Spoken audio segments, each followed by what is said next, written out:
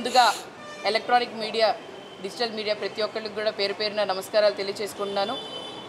ఈరోజు మరి గుంటూరు జిల్లాకు సంబంధించి మరి ఎంపీ గారు పెమ్మసాని గారు మరి సద్దా హుసేన్ గారి గురించి ఆయన ఏ విధంగా మాట్లాడారో మైనారిటీలందరినీ కించపరిచే విధంగా మాట్లాడారు.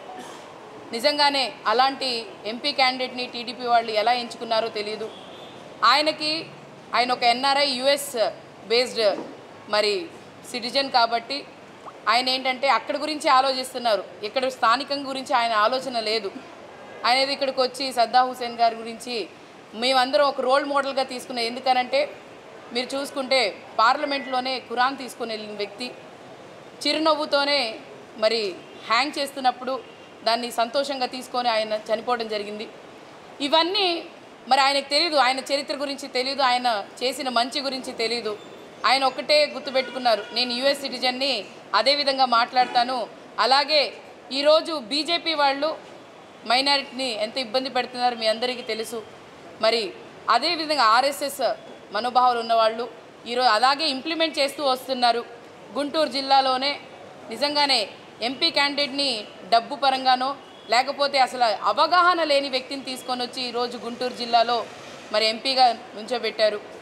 స్థానికంగా సమస్యలు తెలియదు, స్థానికంగా ఎంతమంది ప్రజలు ఉన్నారో తెలియదు. ఏదో ఇండస్ట్రీలు కడతాను అనే గతంలో ఒక ఎంపీ గారు మరి ఆయన కూడా వచ్చి చెప్పడం జరిగింది. కానీ ఆయన కూడా ఏ ఇచ్చిన హామీలు కూడా గల్లా జయదేవ్ గారు పూర్తి చేయలేదు. ఈ 10 సంవత్సరాలు గుంటూరు జిల్లా మరి అభివృద్ధికి నోచుకుంది అనంటే ఒక ఎంపీ నిర్లక్ష్యం వల్లే. ఎందుకంటే గత 5 సంవత్సరాలు వాళ్ళు మరి ఉన్నప్పుడు లీడ్లో ఉన్నప్పుడు కూడా ఏ పనులు చేయలేదు. ఎందుకనంటే పనులు చేస్తే మరి మంచి పేరు వాళ్ళకు వస్తుందని చెప్పి ఆ టైంలో కూడా కూడా ఆయన ఇచ్చిన హామీలు కూడా ఎక్కడ కూడా పూర్తి చేయలేదు. ఇండస్ట్రీ తీసుకొని వస్తాను, మరి మంచిగా అందరికీ ఉపాధి కలిగిస్తానని చెప్పారు. మళ్ళీ రెండోసారి గెలిచిన తర్వాత ఇప్పుడు దాకా కూడా ఎప్పుడు కనిపించలేదు. మళ్ళీ ఇంకొక ఎన్ఆర్ఐ వచ్చి నేను స్కూళ్ళు కడతాను, హాస్పిటల్ కడతాను అని చెప్తున్నారు. నాకు తెలిసి ఈయన ప్రైవేట్ స్కూళ్ళు, ప్రైవేట్ హాస్పిటల్ కట్టి దాని ద్వారా ఇన్కమ్ సంపాదించడం తప్ప ప్రజలకు అసలు ఏం కావాలో తెలీదు.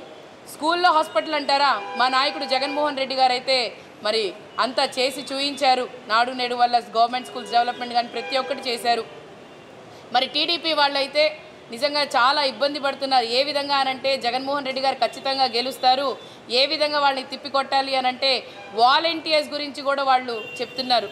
నిజంగానే ఒక్కొక్క వాలంటీర్ ఎంత కష్టపడ్డారో ప్రతి ఒక్కళ్ళకి తెలుసు. వాలంటీర్స్ ఏ విధంగా ప్రభుత్వానికి ప్రజలకు ఎలా అందుబాటులో ఉన్నారో ప్రతి ఒక్క ప్రజానికానికి తెలుసు. వాళ్ళ మీద కూడా ఏదో విధంగా బురద జల్లుతున్నారు. ఒక్కసారి గుర్తుపెట్టుకోండి, ప్రజల కోసం కష్టపడిన ప్రభుత్వం ఏదైనా ఉంది అనంటే అది జగన్మోహన్ రెడ్డి గారి ప్రభుత్వమే, అది వైఎస్ఆర్సీపీ ప్రభుత్వం మాత్రమే. ఎందుకంటే మాట ఇచ్చారంటే మాట తప్పకూడదని గ్రౌండ్ లెవెల్ దాకా కూడా ప్రతి సంక్షేమ పథకం తీసుకెళ్లారు. కష్టకాలమైన కరోనాలో కూడా మీరు చూసుకుంటే ఒకవేళ జగనన్న వాలంటీర్ సంస్థ లేకపోయి ఉంటే నిజంగానే ఎంతోమంది మరి పూర్ పీపుల్ కానీ ఎంతోమంది ఇబ్బంది పడేవాళ్ళు. వాళ్ళ ఇంటికి రేషన్ పెన్షన్ అందించగలిగాము అనంటే జగన్మోహన్ రెడ్డి గారి ప్రభుత్వం ఉండవల్లే, వాళ్ళకి అన్ని వాలంటీర్స్ ఉండటం వల్లే అన్నీ చేసాం. మరి ఇవన్నీ ప్రతి ఒక్కళ్ళు కూడా గుర్తుపెట్టుకోవాలి. ఎందుకంటే ప్రజలకి జగన్మోహన్ రెడ్డి గారు మంచి చేద్దామనే వచ్చారు, ఇంకో ఉద్దేశం అయితే లేదు. టీడీపీ వాళ్ళకి ఒకే ఒక ఆలోచన ఏంటంటే మేము లీడ్లో రావాలి, మేము గెలవాలి, మేము ఆస్తులు సంపాదించుకోవాలి, డబ్బులు సొమ్ము తినాలి అని తప్ప ఒక్క ఎజెండా తప్ప వేరే ఎజెండా లేదు. జగన్మోహన్ రెడ్డి గారి ఎజెండా ఒకటే, నేను ప్రజలకి సేవ చేయాలి, ప్రజల నుంచి మన్నన పొందాలి, ప్రతి కుటుంబంలో కూడా నన్ను గుర్తుపెట్టుకోవాలని చెప్పి నాన్న చేసినట్టు వైఎస్ రాజశేఖర రెడ్డి గారు చేసినట్టే జగన్మోహన్ రెడ్డి గారు చేసి చూపిస్తున్నారు. గుర్తుపెట్టుకోండి, రానున్న రోజుల్లో మరి మే 13వ తారీఖున ఎలక్షన్ ఉంది. ప్రజలందరూ ఖచ్చితంగా వాళ్ళందరూ మేము జగన్మోహన్ రెడ్డి గారు వెంటే ఉంటాము, ఈ సంక్షేమ పథకాలు ఈ అభివృద్ధి మేము సంతోషంగా ఉండాలంటే జగనన్నే ఉండాలి అని చెప్పి ప్రజలందరూ మరి రానున్న రోజుల్లో జగన్మోహన్ రెడ్డి గారు వెంటే ఉంటామని చెప్పి హర్షం వ్యక్తం చేస్తున్నారు. అదేవిధంగా ఈరోజు జగన్మోహన్ రెడ్డి గారు బస్సు యాత్ర మొదలుపెట్టారు. బస్సు యాత్రలోనే కనిపిస్తుంది ప్రజా ఆదరణ ఎవరికి ఉందని చెప్పి. మరి ఈరోజు బస్సు యాత్ర పులివెందుల దగ్గర నుంచి మొదలుపెట్టారు. చాలా చక్కగా జరుగుతుంది. ఖచ్చితంగా అదే ఒక విజయ సంకేతం తెలియజేస్తుంది.